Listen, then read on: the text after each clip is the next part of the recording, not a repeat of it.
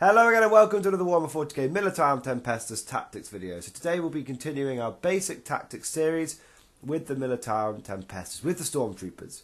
So we've covered a lot of the weapon options already, but now we're going to take a look at individuals such as Tempestors, which are your unit leaders, and Tempestor Primes, which are your characters, lone characters. And basically, we're just going to cover what sort of loadouts you should be giving these guys. Now, there are only realistically a few options available to your characters, to your sergeants, and to your lone characters. But we'll cover the sergeants first. Now, the sergeants have access to to 3 pistols and a variety of close combat weapons. Now, the first pistol that you get access to is the Hotshot Las pistol. Now, it's quite an interesting weapon, the Hotshot Las pistol. It's strength 3, AP -2, like the main rifle, but it's pistol 1, so you only get 1 shot. But it's only 6 inches. Now, the problem with this is it essentially makes the weapon useless, because you have to understand that you never really want to be within 6 inches with your Stormtroopers. You might find yourself in that situation, but you never really want to be that close. 9 inches is about as close as you're going to get. And, you know, the main problem with the 6-inch range, though, because sometimes you will face them at point-blank range, the main problem you have, though, is the fact that it completely makes a sergeant useless for deep striking. Because you have to deep strike over 9 inches away.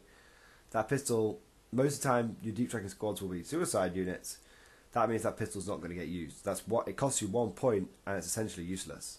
And you also have to ask yourself is, if you're within 6 inches, are you better? You know, that to me indicates melter range.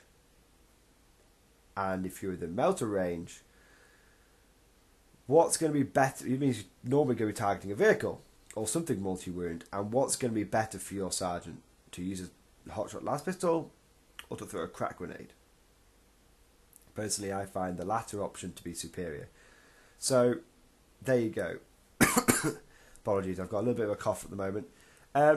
So, I don't rate the Hotshot Las pistol at all. Now, the second option you have is the bolt pistol. Now, bolt pistols should be the default option. Okay, yes, it's only 1 shot. Yes, it's only strength 4, but it's got a 12-inch range. That's double the range.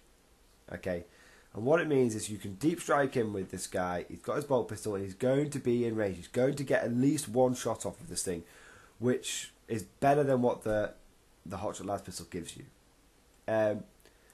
Also, it kind of makes your sergeant a little bit more versatile. You have the bolt pistol for when you're at long range, in inverted commas, but when you close the distance, that 6-inch range, you should start pulling crack grenades out. Makes you a little bit more versatile. So for me, you should never be bothering with Hotshot Las pistols. You should always be bothering with bolt pistols as your default weapon. All my Tempestor sergeants that I've built have bolt pistols. So there you go. Now,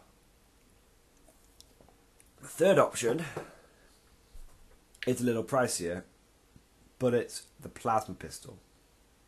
Now, the plasma pistol is only 5 points, and because it doesn't, what we've got to understand is the plasma pistol doesn't get any more expensive on a ballistic skill 3+ model or ballistic skill 4+ model. The plasma pistol hasn't been affected by the nerf that the main plasma gun has, because the main plasma gun is 7 points on a BS4 model and 13 points on a BS 3+ model. So the plasma pistol hasn't had that nerf. It's 5 points wherever you put it on. Now, that's still very cheap. That's very cheap, and it does actually mean that your sergeant is going to be properly contributing to the fight. He will be able to sling out a strength 7, AP -3 shot, and you can overcharge that and go to strength 8 and do 2 damage. So, pardon me. So, you know, realistically, he has that makes your sergeant really powerful. If you're taking multiple 5-man squads, I would seriously consider putting plasma pistols on all your sergeants. The only thing you have to remember is that starts getting expensive quickly.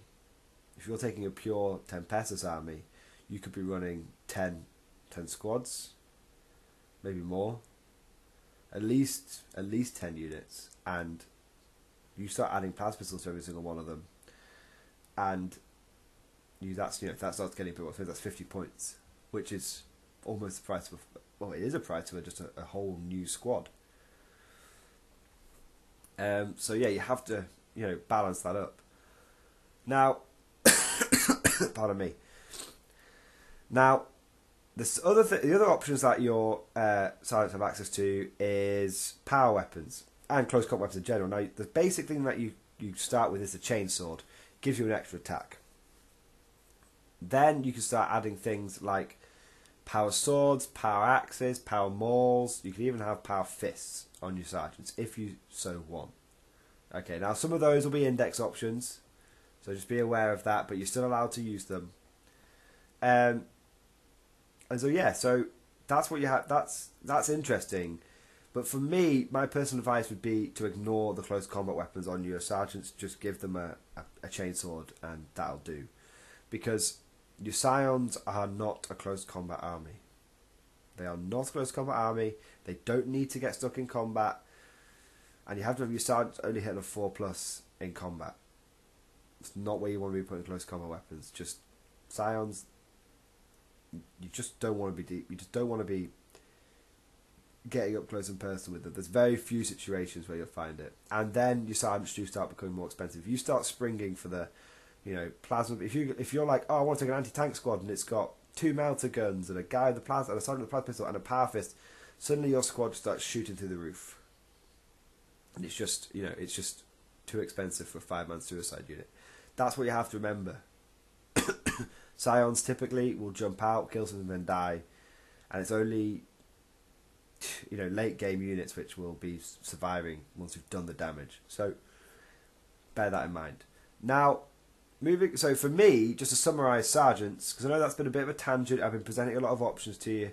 For me, how I would equip my sergeants is if you're on a budget, bolt pistol chainsword. If you can spring for it and you're going pure Tempestus, I would say if you're going pure Tempestus, spring for the plasma pistols. Okay, spring for them, because you'll need the extra, just deep striking firepower. You'll just need the extra firepower. The reason you don't really need plasma pistols in a scion army, in a scion squad, which is part of a guard army, is one plasma pistol isn't really going to make a huge difference, and you can use that firepower elsewhere. There's points elsewhere to buy better firepower to support your scions. So for me, but if you're going pure scions, then you need every last drop of firepower you can get your hands on. Plasma pistols all the way. Chainswords, the only option I would consider. Now, for your Tempestus Primes, these are your characters. Now, these bad boys cost 40 points. And they're like a scion in pretty much every way. They're sort of, for me, they're sort of like a halfway point between a company commander and a platoon commander, yet they cost more than both. It costs 40 points, company commander costs 30 points, platoon commander costs 20 points. Now, you have your weapon skill 3, your ballistic skill 3, strength 3, toughness 3, you've got 4 wounds, and now you have a 4+ armour save basic, which is better than all your other officers. But the problem is you don't have an invulnerable save, and that's a real weakness of Tempestus Primes. Okay, a real weakness. The lack of vulnerable save is something you have to be acutely aware of. And it means you have to shield these guys because they cannot take anything. Any kind of firepower directed at them will just sweep them away. A squad of tactical marines and bolters will just sweep them away without a hesitation. I mean, it's the same with any guard characters, but don't let the 4+ arm save fool you. These guys are basically company commanders with a 4+ save. Now, the reason I say they're like platoon commanders, as standard, they can only issue 1 order. But by default, nearly every single time you should be taking the Rod of Command. Now, the Rod of Command used to be free in the index, but now it costs 5 points. And it replaces, it's very important, it replaces your pistol. You get to keep your close combat weapon, but from what I remember, the Rod of Command replaces your pistol. So if you take it, your Scion will have no long range, your Tempestus Prime will have no long range capabilities, but you're not taking him, he's not a combat character. Like all guard characters, he is a support character. You're taking him for the orders. So you should always take the Rod of Command. And again, you can consider close combat weapons here, like power weapons if you so wish.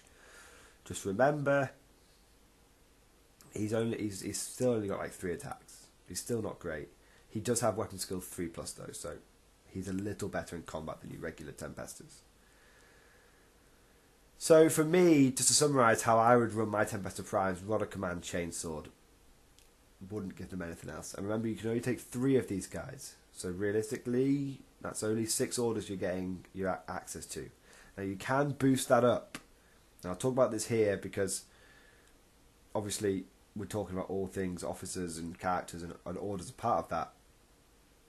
You can boost things up. You can use the stratagem inspired tactics, which means you'll have an extra order, which means you can take 7 orders in total.